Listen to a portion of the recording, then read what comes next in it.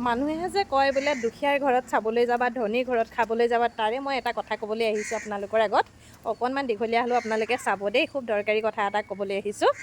মানে এজন খুব ধনী মানুহ তেওঁলোকৰ ঘৰটো তিনিমহলীয়া আৰু তিনিমহলীয়া ঘৰটোৰ কাষতে এটা আছে কেঁচা সৰু অকণমানি জুপুৰি ঘৰ এজন বন্ধু আহিল তেওঁলোকৰ ঘৰলৈ আৰু বন্ধুজনক তেওঁলোকে ইমানেই মৰম কৰিছে বন্ধুজনে ভাবিবলৈ বাধ্য হৈছে সঁচাকৈ দেই মোৰ বন্ধুজন ইমান ভাল ইমান মৰম কৰিছে লগতে বন্ধুৰ পত্নীগৰাকীও কিন্তু বহুত বেছি ভাল ইমান মৰম চেনেহ আদৰ সাদৰ কৰিছে মানে বহুত বেছি সুখী হৈছে মানুহজন তাৰপিছতে তেওঁ চাহ তাহ খুৱাই বোৱাই মানে তেওঁক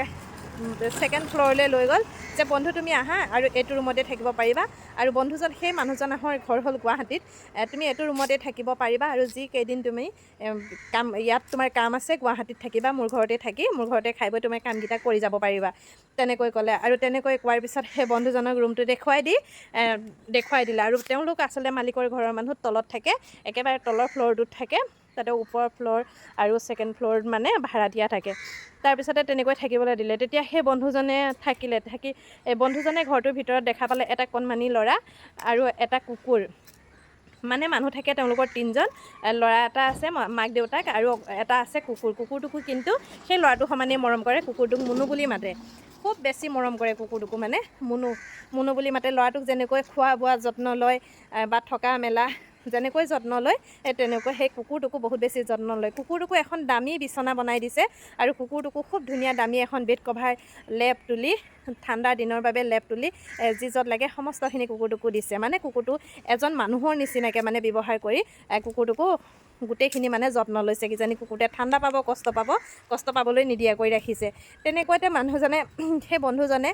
মানে ৰাতিপুৱা শুই উঠি আহি পেলাই কাষত দেখা পালে এটা সৰু কাষৰ কেঁচা ঘৰটো দেখা পালে আৰু কেঁচা ঘৰটো দেখা পাই কেঁচা ঘৰটো খুটখাট কৰি থকা এটা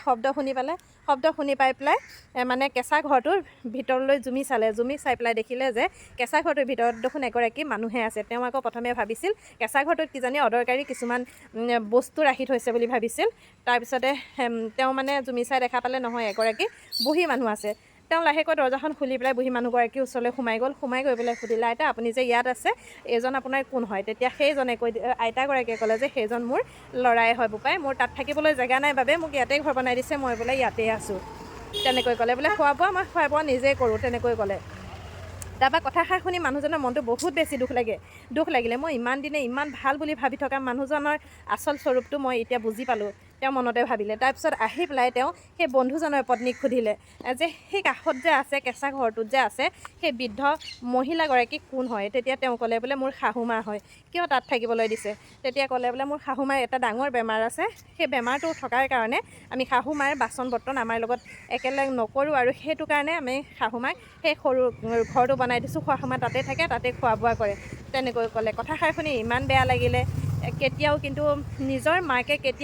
নিজৰ সন্তানক যিমানেই ডাঙৰ বেমাৰ নাথাকক কিয় চবেই এৰি দিলেও নিজৰ মাকে কিন্তু কেতিয়াও এৰি নিদিয়ে কিয় বাৰু কিছুমান সন্তানে নিজৰ মাকক তেনেকুৱা কৰে সকলোৱে কিন্তু নকৰে কিছুমানে কৰে সেইটোৱে আচলতে মানুহে বাহিৰৰ পৰা দেখাৰ ৰূপটো আৰু ভিতৰি ৰূপটো বহুত বেলেগ গতিকে বাহিৰৰ পৰা দেখি কোনো মানুহক আপুনি ভাল বুলি ক'ব নোৱাৰে আৰু গতিকে মই ভাবোঁ কোনেও যাতে নিজৰ মাতৃৰ লগত তেনেকুৱা নকৰে এটা কুকুৰক ইমান মৰম আদৰ যত্ন কৰি যিখিনি আশীৰ্বাদ পাম বুলি ভাবিছে আৰু সেই মাকগৰাকীক কৰা অৱহেলাৰ পৰা সেইখিনি কিন্তু আশীৰ্বাদ নাপায় কেতিয়াও গতিকে কেতিয়াও তেনেকুৱা নকৰিব শুনি পেলাই কথাষাৰ শুনি বহুত বেছি বেয়া লাগিলে মোৰ কথাকেইটা শুনি এইটো এটা সঁচা কাহিনী কথাকেইটা শুনি আপোনাৰ কেনেকুৱা লাগিলে মনৰ ভাৱ কি অকণমান জনাব বুলি আশা কৰিছোঁ